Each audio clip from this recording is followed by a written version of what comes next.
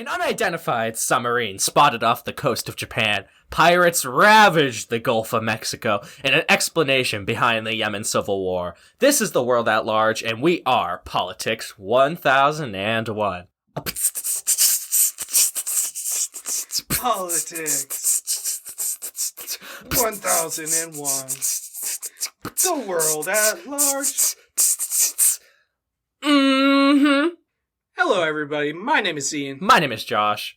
So, Josh, I hear there's an unidentified submarine off the coast of Japan. Pretty crazy. That is crazy. Wow. Why don't you tell me about it? Absolutely. And so, yes, according to the Japan Ministry of Defense, an unidentified submarine has been kind of spotted around and chilling around some of the Japanese islands. Specifically, the Tokara Island chain and the Amami Oshima Islands. And these islands are, well, kind of disputed with China in terms of China wants them. It's kind of disputed. China wants them. Yeah, it's so according to the Japan Times, it was widely believed to be a Chinese submarine, although the Japan Ministry of Defense will not confirm or deny that. So Japan has sent a bunch of they sent a few ships, they sent a plane to go investigate on this, and they're very suspicious. And again, a lot of people actually do believe this is a Chinese ship, but this is all rumors because Japan won't actually acknowledge whether it is or not. And the reason for this is because they don't want to acknowledge just how advanced their stealth detection system is. So Japan has been doing this, and this has caused a lot of controversy in China, as in, like, should Tokyo kind of, invest a little bit more in defense, as it's been widely known that Japan is starting to lag behind the United States and China in terms of defense. Is they're known as a techie nation, to use the word, and, well... Techie. Yeah, and so they're kind of lagging behind in terms of defense. Right. Japan has started to become a little bit more aggressive in terms of their military. Before they were kind of restricted to their own island and for self-defense pre-World War II treaty, and now they're starting to expand, and they're starting to reach out and expand their global influence once again. And you see Japan doing that a lot. And whether China's actually threatened, whether they actually want these islands, of course, is up for dispute. But a lot of people believe that China does. And China in general, of course, has been sending their navy into the South China Sea. And you've seen Australia and the United States try to counter that by sending their own ships in there. So this has built up a lot of tension as the South China Sea regulates approximately 50% of world trade.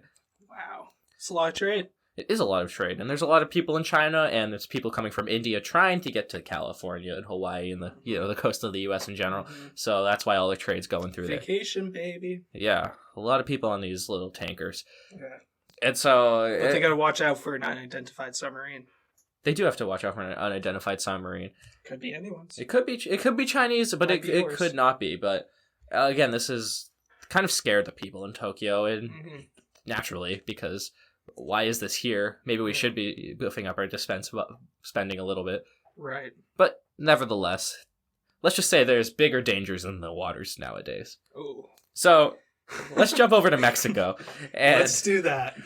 In the Gulf of Mexico, which, well, is on the right of the country of Mexico, right under the United States, there's been a big... Well, there's no rights and lefts on the map. You would say it's on the... Well, the if east. you're looking at a map... I'm just saying. It would be on the right of Mexico when looking at I don't want to get into semantics. Whatever. We'll have you decide. So the Gulf of Mexico has seen a big increase in piracy. And this is not when you download a movie and you illegally watch it, although that is piracy. It's a little bit worse than that. In fact, is it Jack Sparrow? Yarg. I guess kind of. Plunder. They are actually pirates. Yeah. And they're plundering... not for gold, but for oil and commercial vessels.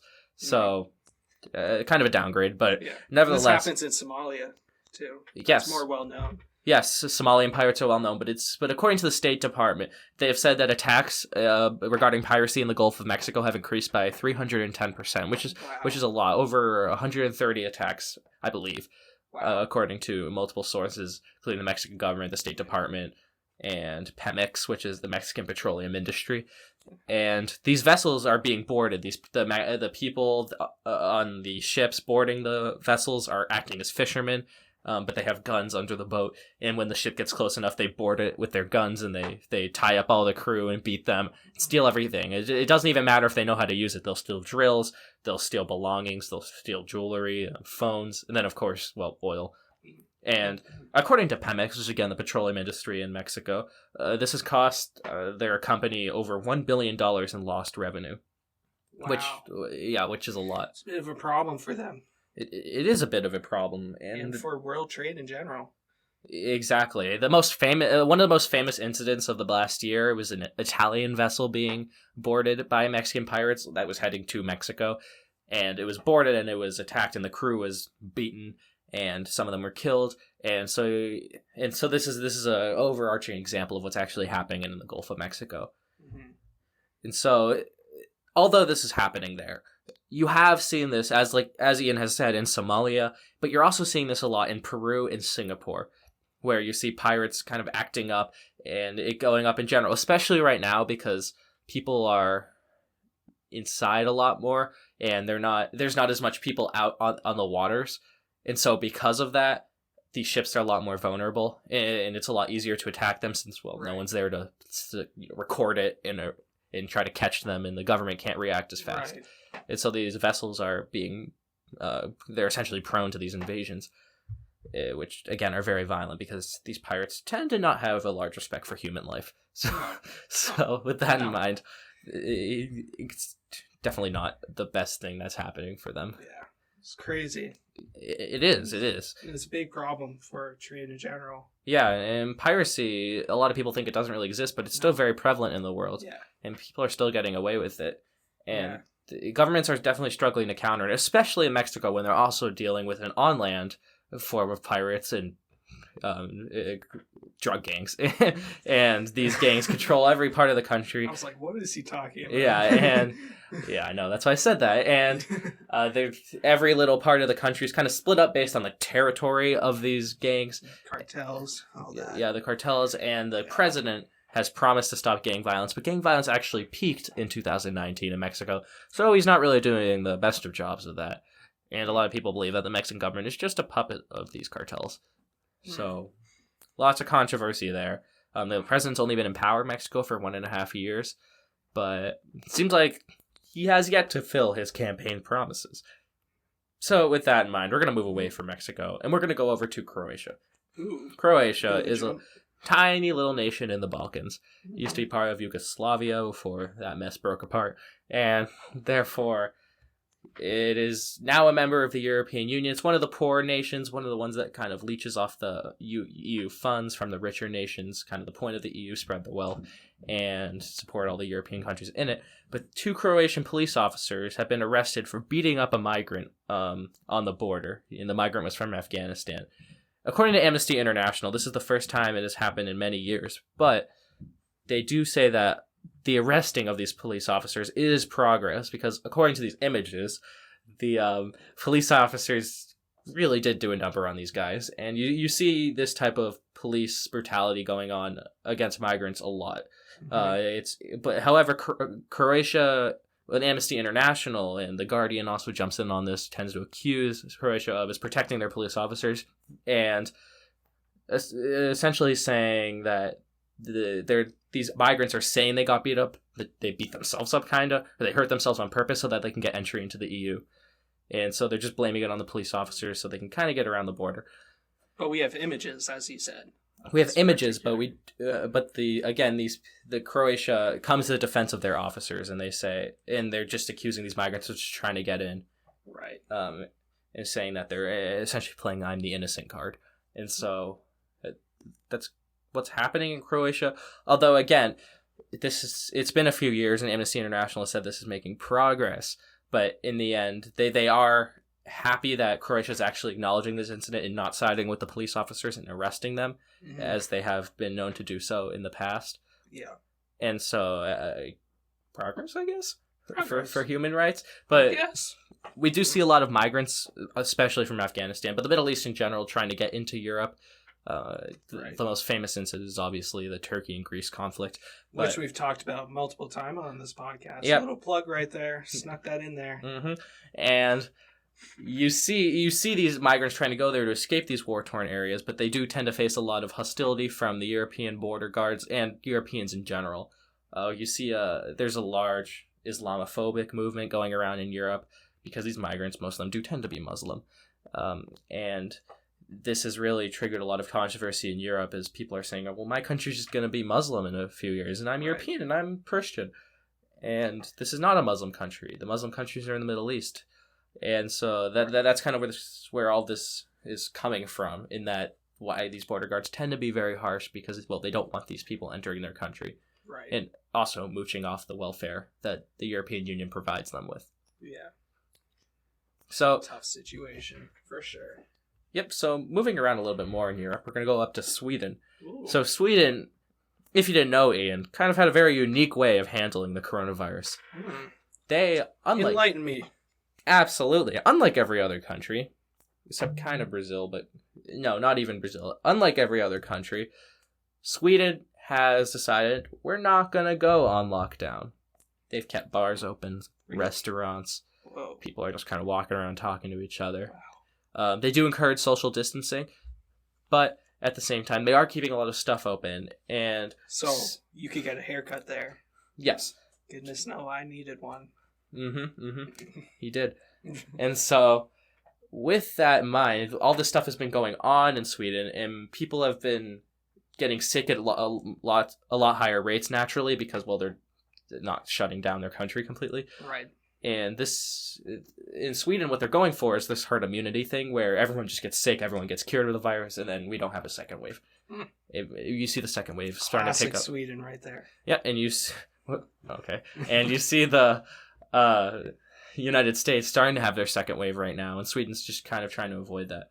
And so what's interesting about this is countries like Denmark, Finland, Norway, Scandinavia in general, has opened up their borders to each other, and most of Europe, and saying you can come in and you can visit our country, but they're all excluding Sweden and Portugal. But we're focusing on Sweden here because it's a lot more. It is a lot more emphasized towards Sweden, because Sweden didn't shut down, and because there's still a large coronavirus presence in their country. And this has angered many Swedes because a lot of them have family around Scandinavia because their languages are very similar and intertwined, and the people just tend to intermingle and live in each other's countries. But because their relations are so friendly, why would they ever not be able to enter each other? And so Sweden's been isolated, and not only Scandinavia, but in Europe in general. As no one wants these sick Swedish people coming into our country and infecting us. Ew. Yeah. Germs. Yeah, exactly. Coronavirus. And so, of course, well, this has caused a lot of controversy in Sweden. As always, however, controversy on the show. Surprises me. And a lot of, to the defense of Sweden here, because we've been hitting on Sweden a lot. Sweden, a lot of people around the world have said that what they're doing is a good idea. Dr. Fauci once said that he kind of agrees with what Sweden's doing. So you do see prominent people like that coming to the country's aid. However, their cases are still not really declining. And so people are starting to question if what they're doing is a good idea. But nevertheless, it's happening. And those borders are closed. And it doesn't seem like they're going to be opening anytime soon. Because Sweden's cases are not going down. Guess we'll see. Yeah, so with that, we're going to move a little bit south to Egypt. Land of the pyramids. Egypt has threatened the UN-recognized government in Libya with war if they continue to push against General Khalifa Haftar. And that is the rebel general that is going against the UN-recognized government under al-Sarraj in Tripoli. And we did cover this, if you want to hear more about this, in an earlier podcast, but essentially there's a civil war going on in Libya, and the northern government in Tripoli is fighting Khalifa Haftar, who is also recognized by a large portion of the world. And so these two are fighting. And the thing is, the al-Sarraj government in Tripoli was losing the war for most of the time, and they've been sitting in stalemate for the past year. But now they're making a lot of progress on Khalifa Haftar. And Haftar's kind of freaking out, and his allies like the United Arab Emirates and Egypt, who aid and support Haftar against Turkey, who supports the UN-recognized government. Egypt and UAE are kind of freaking out because he's making progress. And so there's kind of been a little border established within the newly within the both occupied territories of each of the leaders. Mm-hmm. And Egypt said, if you cross this border, then it's going to be a declaration of war. And he said that he's told Egyptian special forces to be ready for deployment, and he's told the military in general that they should be ready to cross the Egyptian border into Libya and help Haftar if they need to, because Haftar's not doing too well. And so al-Sarraj in Tripoli has called this an attack on the people of Libya, saying that this is absolutely ridiculous. Egypt should not be interfering in our foreign affairs. It's none of their business. Right. And, well, to an extent, they do have kind of a point there. But at the same time, they do take aid from Turkey. So seems a little hypocritical there. Yeah, so they're definitely both happy to take foreign aid. They just don't like foreign aid when it goes to their enemy. Mm-hmm. Well, naturally. Yeah, and so Egypt, again, is investing a lot in this because they don't want a hostile nation on their border that doesn't like them because they kind of funded their overthrow. And so the tensions have definitely been gone to a boiling point. And so Egypt, in general, is not getting along with their neighbors too well. You see this with Ethiopia. You also see this with Libya, which we talked about before. Mm-hmm. And so overall, it's not a very stable situation in Libya, and we'll see what happens. But war would definitely lead to a lot more death than what's happening right now. Right. Because although al-Sarraj is pushing against Haftar, there isn't as much death as needed. Haftar is just kind of in retreat, not really engaging in full-on conflicts with al-Sarraj in Tripoli. So with that, we're going to move on. We'll see what's going to happen in Libya. But we're going to move over to Brazil. So Brazil is the second country in the world to hit 1 million coronavirus cases.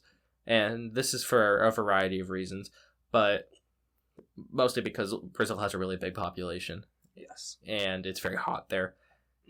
But it's on the equator. It is, but the controversy comes from Jair Bolsonaro, the president of Brazil. And he is very openly anti-lockdown.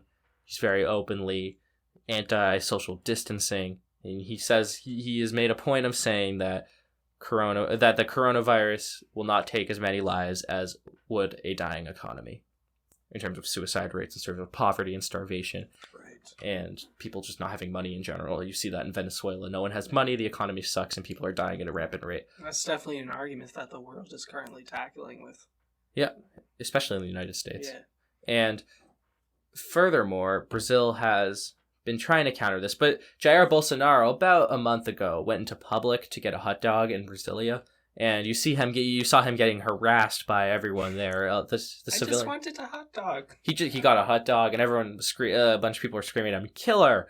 and "You bum." They called him a bum. Oh, and that's the worst. Yeah, he did have some support. Some people were cheering for him, but definitely didn't have a large time, and his security forces were probably a little bit stressed out. I wish my trips to get a hot dog were just as eventful as that. Yeah. Even if I have people calling me a bum, that'd be a trip worth a hot dog. Well, that is a matter of opinion, Ian. But you're right. It's important. It's important to try to be more unbiased.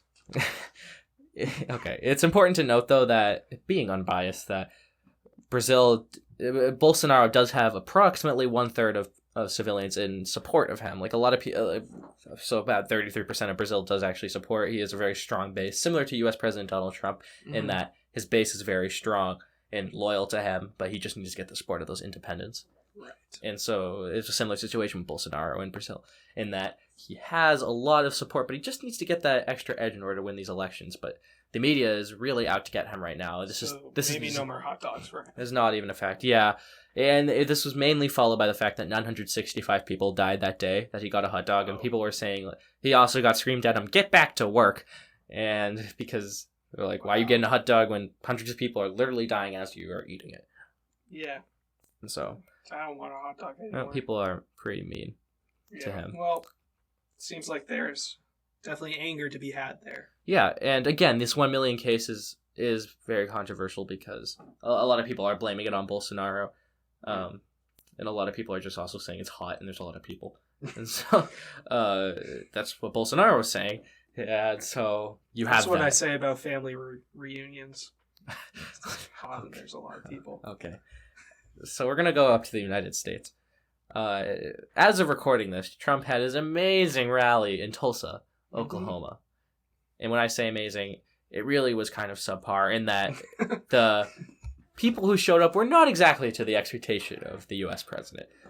And that the stadium of 19,000 wasn't even fully filled. And Trump was bragging on Twitter the previous days leading up to the rally that he had almost 1 million people signed up. And he had this whole event where after he spoke inside the stadium, he would go outside to the overflow and speak to them as well. He ended up canceling that because not even the stadium ended up filling up.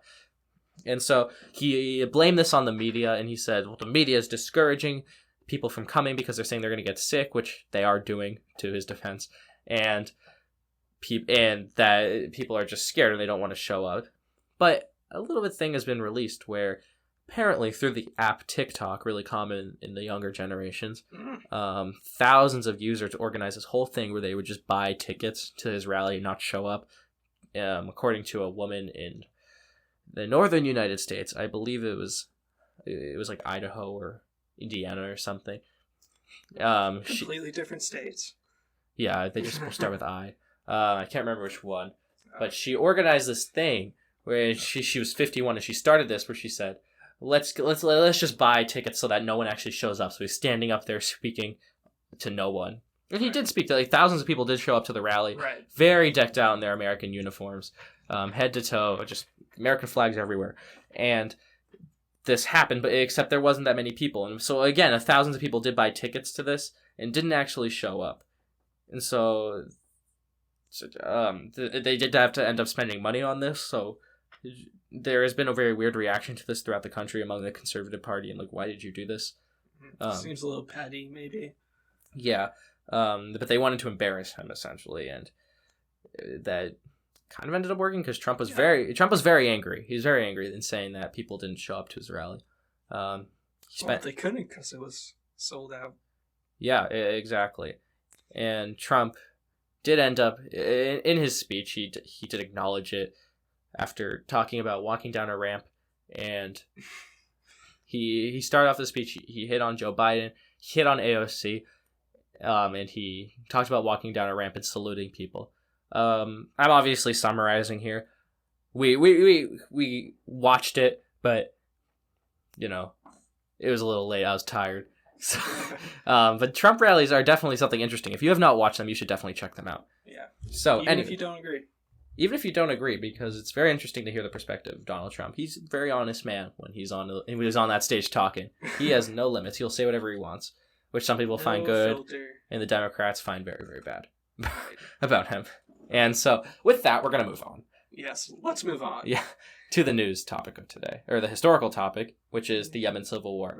Very current, very timely. Yeah, so, yeah, this is, especially on social media now, a lot of people are bringing up the Yemen Civil War and saying to donate to it and to support it. So, we're actually going to cover what the Yemen Civil War is. So you could be a more informed individual. Yeah, and it's just, you know what you're donating to and why what you are donating to is happening. Mm-hmm. And so with that, we're going to start in 1990. We're going to go back a little bit before that, but we're going to start on 1990 for now. And this is when the Republic of Yemen was actually formed. Yemen used to be split between the north and the south, and they ended up combining into the modern-day country that we know today with the capital at Sana'a. However, before that, they were split up with the north being a Shia Muslim and the south being Sunni. So you had that religious divide right away. But a lot of Yemenis have said that this doesn't really affect them and that they don't really care how you worship. And this is especially important when looking at how South Yemen actually governed itself, and that it allied itself with the Soviet Union and it became communist. So I guess being Sunni didn't really matter when you're communist. And so they did adopt a communist style of government. Well, the north was a lot more conservative in that what you see in Saudi Arabia today without the monarchy, that it was Islamic law, and you had to be very conservative and loyal and strict with the Quran and Islam. Right. And so the very, very distinct divide, North Yemen and South Yemen. It was also a republic. It was a republic, mm-hmm. But there was a lot of corruption in it, and they eventually combined in 1990 because the USSR collapsed and the southern Yemen could no longer sustain itself without aid from Moscow. And so it really just had no choice but to join with the north. And so they created the Republic of Yemen. However, this republic came with a lot of flaws that have led to the civil war today. So we see Ali Abdullah Saleh become the first president of the United Republic. He ruled for 22 years, starting in 1990, and was overthrown in, 2012. It's 22 years later. And his government ended up having a lot of issues, which led up to the revolt in 2012. So a lot of them included freedom of religion, in that the Yemeni constitution actually provides freedom of religion and allows freedom of worship. However, a lot of radical people of the Muslim faith made that incredibly difficult, especially for the Jews, which were the oldest minority living group in the country. They faced discrimination, with hundreds of thousands of them fleeing all around the world. 400,000 currently live in Israel, with tens of thousands more in the UK and the US. Wow. And the 3,000 Christians that live there have also fled. And for Jews specifically, there's approximately 67 left, according to Wikipedia, but definitely less than 100. So you see just how much discrimination there was, that literally every Jew fled the country. Wow. And so, furthermore than that, you see problems like food insecurity and drought, because Yemen is a very dry country, being in the Middle East, and food insecurity in general has always been a problem, but it especially was there because, a lack of crops. Mm-hmm. And there's a lot of corruption. You see the elite having a very nice standard of living, and the poor people not even having electricity, toilets, running water. Just big issues for that time period, like living in those conditions. Yeah, that'd be a big issue today too. It would be a big issue today too. But this is one of the reasons that people rose up, because they're like, this is ridiculous. And then unemployment was really, really high. There weren't that many jobs available because, again, corruption. They didn't really care about the average people, and so this all led up to the Arab Spring. So tensions were already pretty high between the government and the people, but the Arab Spring just kind of created that momentum that was needed to... This is where it boiled over. Yeah, to where it just snapped. And so President Abdrabbuh Mansour Hadi, who's the current president of Yemen and the second leader of the country ever, ended up overthrowing Mr. Saleh. And Saleh, he fled. He wasn't dead, but he fled. And Hadi took over as the president of Yemen. So he inherited all these problems of Saleh. And these problems were no easy task to deal with. And he's still dealing with them today, obviously, because there's a civil war. And although technically president, Hadi currently lives in exile in Riyadh, Saudi Arabia, due to the dangers of living in Yemen. And so the Houthi rebels, which are the main opposition group to the Saudi-recognized government, are Shia-backed by Iran. So naturally, every other Gulf country is going to be against them, because none of them like Iran, and they're all Sunni. And so you see these Houthi rebels, who have existed since 1992 as a Islamist group. They began their first rebellious moves in 2014. So again, Hadi took power in 2012. He dealt with some bombings and some attacks here and there, but it really started to pick up in 2014. In early 2015, the Yemeni capital of Sana'a fell after a 5-day siege to the Houthi rebels. And after that, Hadi fled to the south in Aden, which is the new capital of the recognized government of Hadi. And after that, in March 2015, so Sana'a was conquered in February. In March, Hadi fled the country. He fled to Saudi Arabia, and he gave a speech there where he said, in quote, "We will restore security to the country and hoist the flag of Yemen in Sana'a instead of the Iranian flag."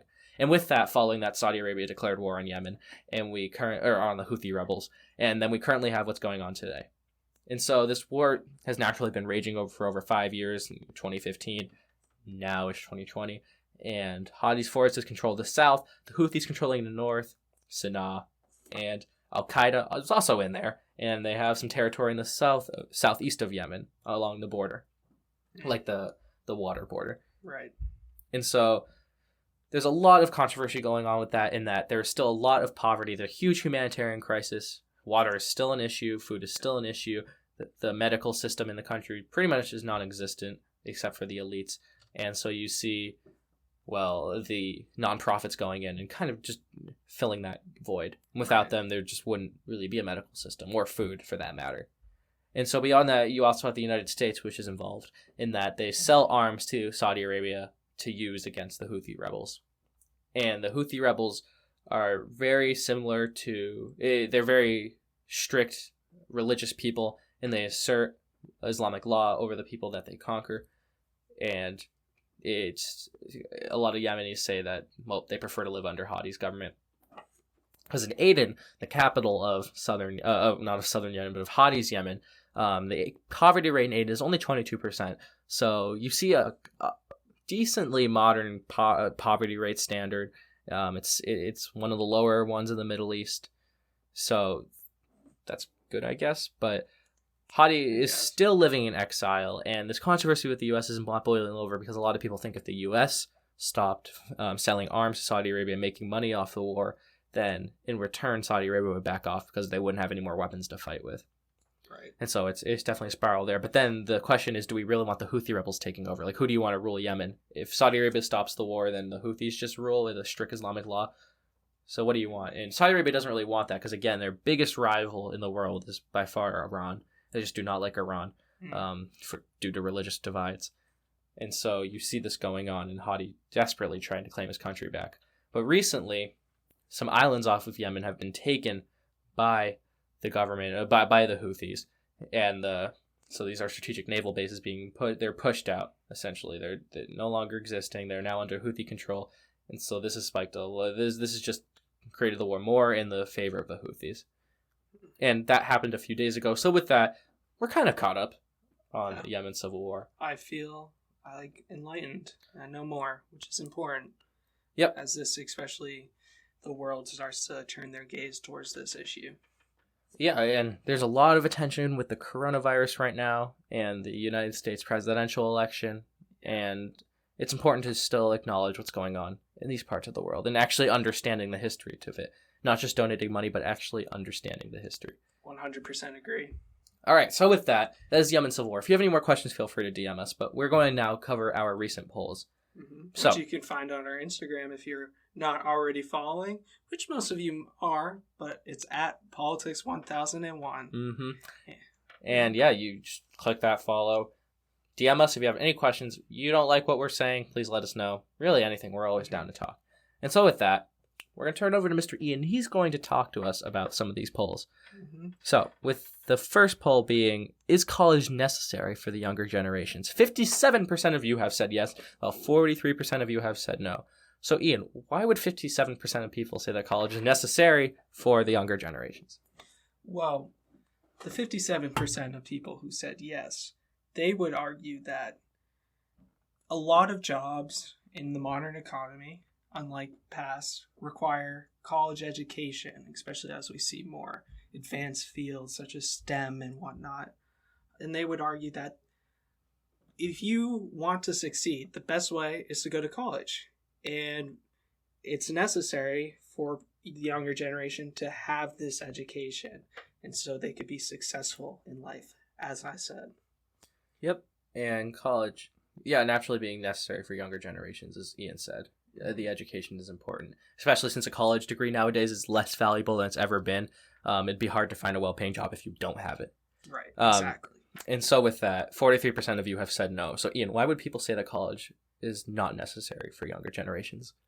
When we did this poll, a lot of our followers pointed out the fact that younger students can go to trade schools. There are plenty of opportunities to become a plumber, go into some of those more labor-intensive fields, which are actually really high-paying. And if you work to self-employment, you can make a lot of money. And it's not a bad option. There's also the military option. But ultimately, I think a lot of people argue that college, it's way too expensive. And they argue that it just drags more and more people into debt. And that's not helpful for the economy, for anyone, ultimately. Yep. Mm-hmm. And they end up spending their whole life just paying off these debts. So what's the point of even going? Right. And furthermore, the more conservative people who answer this poll with no will also tend to point out that college campuses tend to be a lot more liberal. And right. There's also that. They use the word indoctrination, in that the colleges are, you just go there to find out your political views and be informed. And a lot of conservatives don't think that's right. And they think that by going there, you're just trapping yourself into being guaranteed how you're going to think leaving college. Right. So they don't really agree with that. But nevertheless, a very close poll indeed, 57 to 43. Yeah, an interesting one, too. You know what's even more interesting? If minors should be allowed to drink. Oh. I guess so. This one actually had a lot of attention from you guys. This was more of a lighter poll, but you guys were all over it. 41% of you have said yes, minors should be allowed to drink, while 59% of you have said no. So why don't we ask Mr. Ian over here? Ian, why do you think 41% of people said minors should be allowed to drink? Well, I guess we were a little vague with this question. We didn't specify an age limit, which we usually do, but 18 and under. 18 and under? Okay, we'll go with that. Well, a lot of countries already have a drinking age at 18. Yeah. And we're referring to the U.S. here, which is 21. So if you're in those other countries, good on you. But the people who say yes is that with the drinking age so high, kids are only going to want to get into these drinks. They don't know how to drink responsibly because there's such a stigma behind it. And if it's legal, one, there's less of a chance that these kids will get arrested just for wanting to drink alcohol. And two, they won't be tempted into going down a path of wanting to be rebellious and then drinking. Yeah. So I saw a lot of those arguments. Did you see more? Yeah, so that adrenaline rush you get from doing something illegal. Right, which was, I was trying to get at that. What Ian is saying would just kind of be canceled out. Yeah. And so that's about it for that argument. 59% of you did say no, though.